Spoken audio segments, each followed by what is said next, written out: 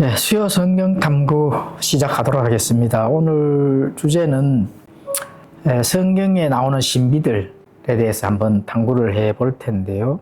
이 신비는 성경에서 어떻게 가르치는지 한번 탐구해 보도록 하겠습니다.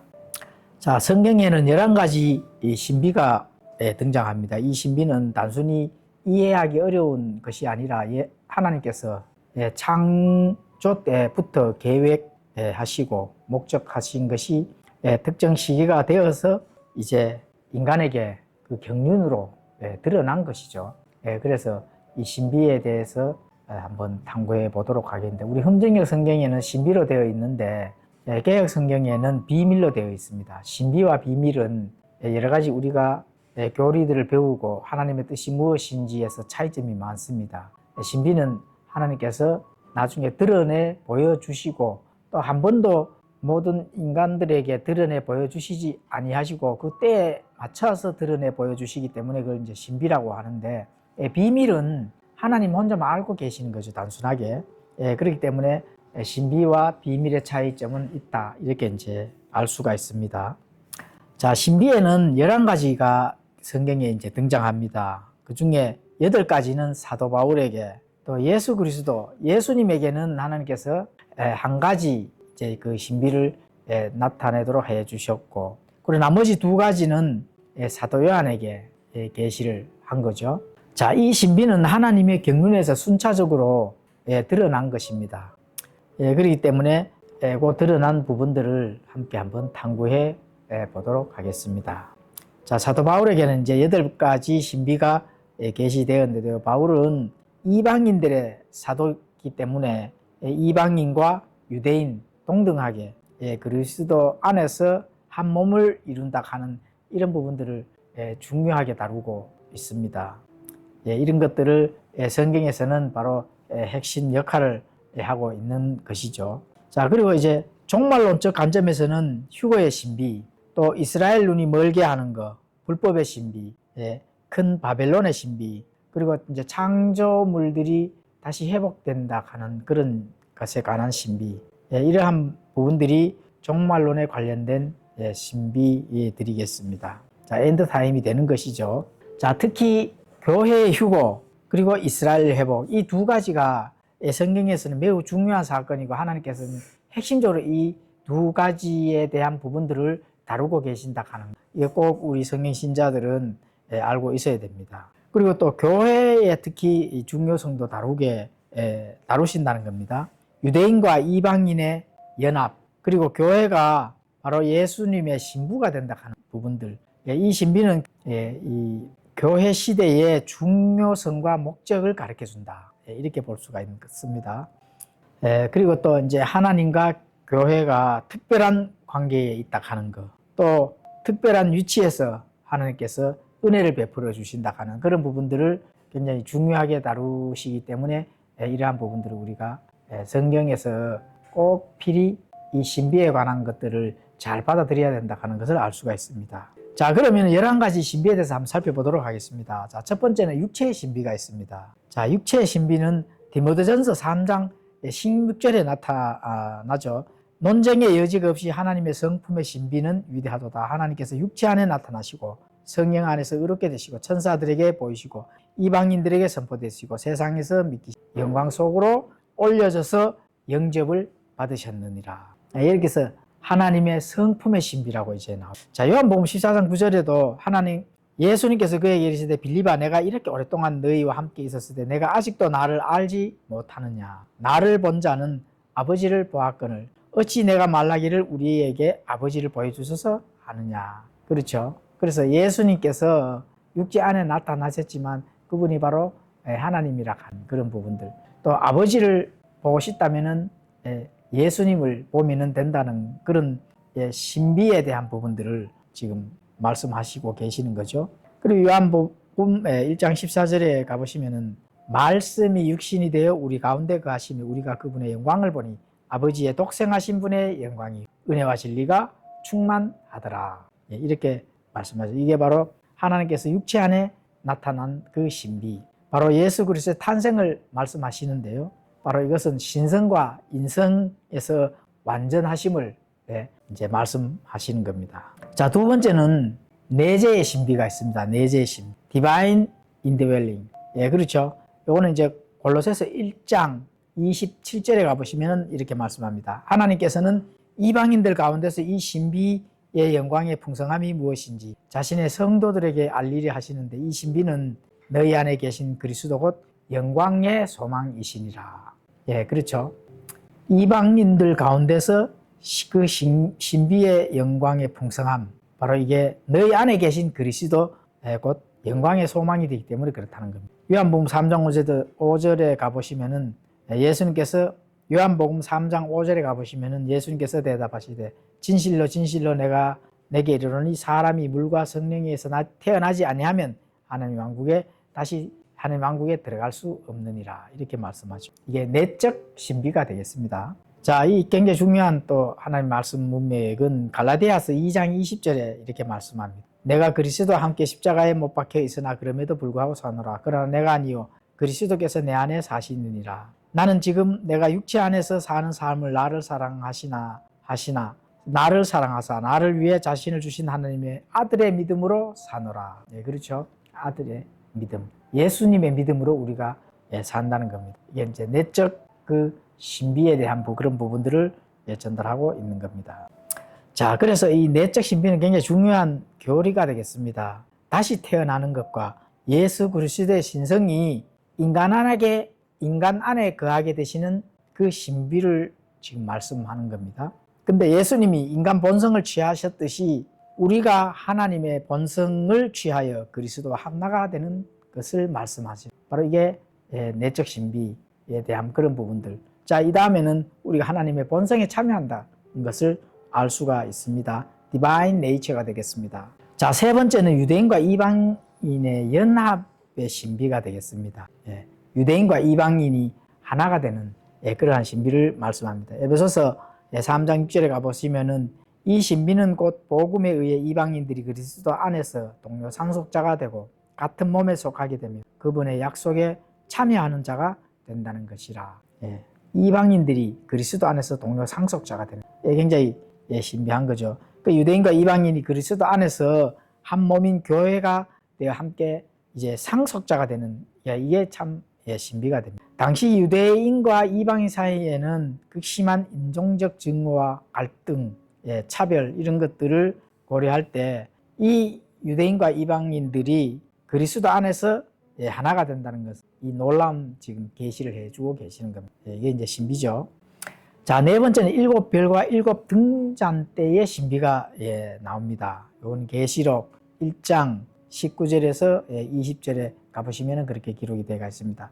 내가 본 것들과 지금 있는 것들, 이후에 있을 것들을 기록하고 내가 본 내 오른손에 있는 일곱 별과 일곱 금 등잔대의 신비에 대해 기록하라. 일곱 별은 일곱 교회의 천사들이요 내가 본 일곱 등잔대는 일곱 교회니라.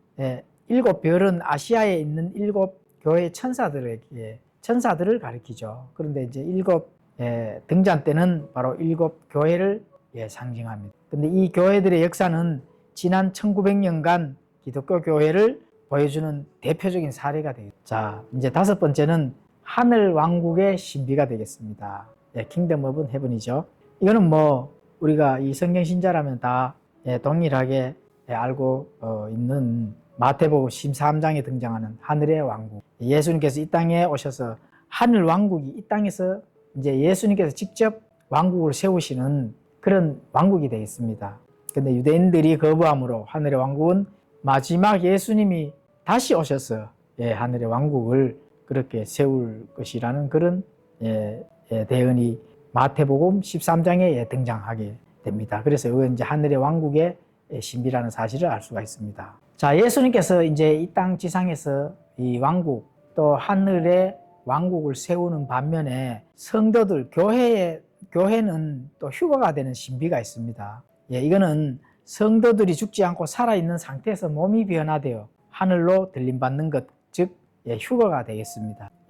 죽음이 인간의 보편적인 운명이라는 일반적인 생각과 달리 죽지 않고 변화되어서 하늘로 옮겨진다는 이 휴거, 이게 이성으로서는 상상도 할 수 없는 그런 신비가 되겠습니다. 이런 것들은 바로 고린도전서 15장 51절에서 55절에 나오는데 51절 한번 읽어보도록 하겠습니다.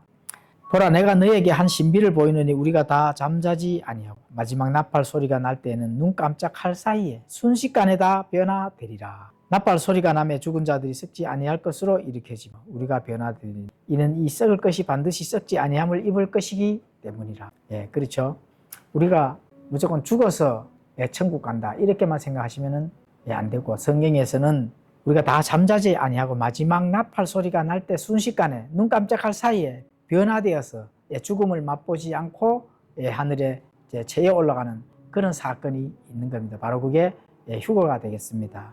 이거는 이제 썩지 아니할 몸으로 이제 변화되어서 공중에서 예수님을 영접하는 그런 아주 엄청난 사건이다. 이렇게 해서 이 사건을 바로 휴거의 신비다 이렇게 알 수가 있습니다.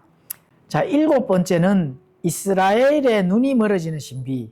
이게 있을 겁니다. 물론 이스라엘의 눈이 멀어지는 이 신비로 인해서 이방인과 또 이 복음이 또 하나님의 그 왕국이 이방인들에게로 전달되는 그런 아주 놀라운 일이 일어난 거죠. 그래서 이 신비는 이스라엘 백성이 그리스도를 거부함으로 인해서 부분적으로 바로 영적 눈이 멀어지게 되는 거죠. 그래서 이거는 개인적으로 눈이 먼 것이 아니라 민족적으로 눈이 멀게 되는 것입니다. 그래서 이제 이방인의 수가 충만함이 찰 때까지 눈이 멀었다가 그 이후에 이방인의 수가 충만하게 차게 되면은 이스라엘 민족이 전 세계적으로 흩어져 있으면서 다시 모아져서 민족적으로 구원받는 일이 일어난다는 것을 성경 기록이 전달하고 있습니다. 자, 이거를 이제 신비라고 하는 거죠. 로마서 11장 25절에 가보시면 그렇게 기록이 되어 있습니다. 형제들아, 너희가 스스로 지혜로운 것으로 여기지 않게 하기 위하여 이 신비에 대해 너희가 모르기를 내가 원치 아니하노니 그것은 곧 이방인들의 충만함이 들어올 때까지 일부가 눈머는 일이 이스라엘에게 일어났다는 것이라. 그렇습니다. 자, 8번째는 불법의 신비가 있습니다. 불법의 신비. 이건 이제 죄의 사람, 멸망의 아들, 적그리스도를 가리키는 거죠. 하나님이 육체 안에 나타났다는 것을 이 신비로 나타내셨다면은 불법의 신비는 적그리스도가 육체로 나타나는 겁니다. 그래서 이건 이제 우리가 통상 성경 신자들은 이것을 멸망의 아들 가롯 유다를 가리키고 있죠. 또 이제 데살로니가 후서 2장 7절에 가보시면은 이렇게 기록이 되어 있습니다. 불법의 신비가 이미 일하고 있으나 다만 지금 막고 있는 이가 막되 길에서 옮겨질 때까지 막으리라. 자, 이 불법의 신비가 이미 일하고 있는데 막고 있는 이가 있다는 겁니다. 그래서 이 막고 있는 이가 이 길에서 옮겨질 때까지 막혀지는 거죠. 이 이제 막고 있는 이는 바로 성령님이 되겠습니다. 또는 성령님이 내주하는 이 구원받은 자들, 교회가 또 될 수도 있겠죠. 그래서 성령님이나 성령님과 함께 내재하는 교회, 이렇게 이제 볼 수가 있습니다. 자, 9번째는 큰 바벨론의 신비가 있습니다. 이거는 이제 계시록 17장에 나오는 신비로 큰 바벨론의 정체와 심판을 설명을 하고 있죠. 계시록 17장 5절에 가보시면은 그녀의 이마에는 신비 큰 바벨론 땅의 창녀들과 가증한 것들의 음이라는 한 이름이 기록되어 있더라. 음이면 음이를 따르는 딸이 있는 거죠. 그렇죠. 즉 땅에 가증한 것들이라는 겁니다. 창녀들이라는 것. 그래서 이게 이제 만약에 로마 가톨릭이다. 로마 가톨릭이 있으면 로마 가톨릭을 따르는 그 교회들이 있을 것이고 또 교황을 따르는 무리들이 있어요. 그렇죠. 그래서 로마 가톨릭이 바로 바벨론 가증한 것들 음이라 하면은 그 따르는 교회나 그 무리들은 딸들이 되겠습니다. 자, 10번째는 교회가 신부가 되는 신비가 있습니다. 이게 이제 바울에게 계시된 이 신비, 이거는 이제 에베소서 5장에 가보시면은 남편과 아내의 관계를 통해서 그리스도와 교회의 관계를 바로 이제 설명하는 것이 바로 교회가 예수님의 신비가 되는 그런 것을 지금 말씀합니다. 첫째 아담에게 이브라는 아내가 있었듯이 마지막 아담인 예수 그리스도에게는 교회가 바로 신부가 되는 것입니다. 그래서 이 신비는 그리스도의 초림과 재림 사이에 교회 시대가 존재하고 있다 하는 것을 설명하고 있는 거죠. 자, 이거는 이제 에베소서 5장 32절에 가보면은 이것은 큰 신비니라. 그러나 내가 그리스도와 교회에 대하여 말하노라. 그렇죠. 남편과 아내의 예를 들면서 교회와 예수님과 교회의 관계, 신부와 신랑과의 관계를 지금 설명하고 있습니다. 고린도후서 11장 2절에 가보시면 내가 하나님께로 속한 질투로 너희에게 대하여 질투하노니 이는 내가 너희를 순결한 한 처녀로 그리스도께 드리기 위해 한 남편에게 너희를 정혼시켰기 때문이라. 그렇죠. 사도 바울이 이 교회라는 그런 것을 통해서 남편과 아내에 대한 그것을 지금 설명하고 있는 것입니다. 이게 이제 신비라는 겁니다. 그러니까 이 교회가 예수님의 신부가 되는 게 참 신비는 맞죠. 자, 마지막으로 창조물이 회복되는 신비를 말씀합니다. 이 신비는 하나님의 때가 충만한 경륜 안에서 죄로 인해 파괴된 모든 것을 회복시키고 또 사탄의 반역과 인간의 타락 이전의 상태로 되돌리려는 목적이 있습니다. 모든 창조물이 이제 회복이 된다는 거죠. 예를 들어 천년왕국 동안에는 모든 사람들이 천년 동안 살고 또 죽지 아니하고 또 새로 새하늘과 새 땅으로 완전히 들어가서 영원무궁토록 하나님과 함께 사는 그 일.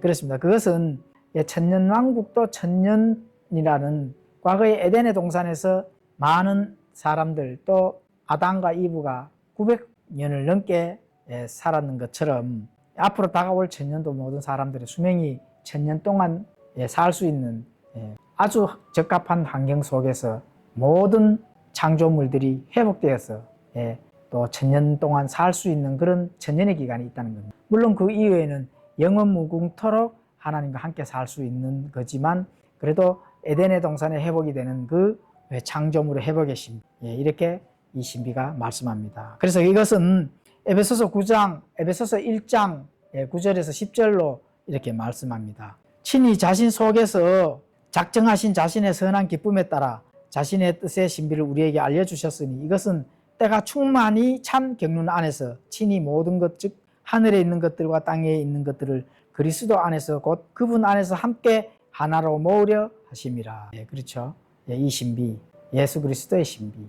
창조주 하나님께서 모든 만물들을 회복시키고 이제 하나님과 함께 영원무궁토록 아름다운 그런 하나님의 그 왕국에서 살 수 있는 그런 것이 회복되는 그런 시대가 이제 곧 돌아온다 하는 그 사실을 전달하고 있습니다. 자, 오늘은 이 하나님께서 때에 따라 또 경륜에 따라서 알게 해주는 신비에 대해서 한번 살펴봤습니다. 이 11가지 신비, 이런 것은 하나님께서 우리에게 알려주셔야만 알 수 있다는 사실을 아는 것이 바로 그 신비라는 것입니다. 그 신비를 통해서 하나님의 그 뜻이 무엇인지 오늘 한번 살펴봤습니다.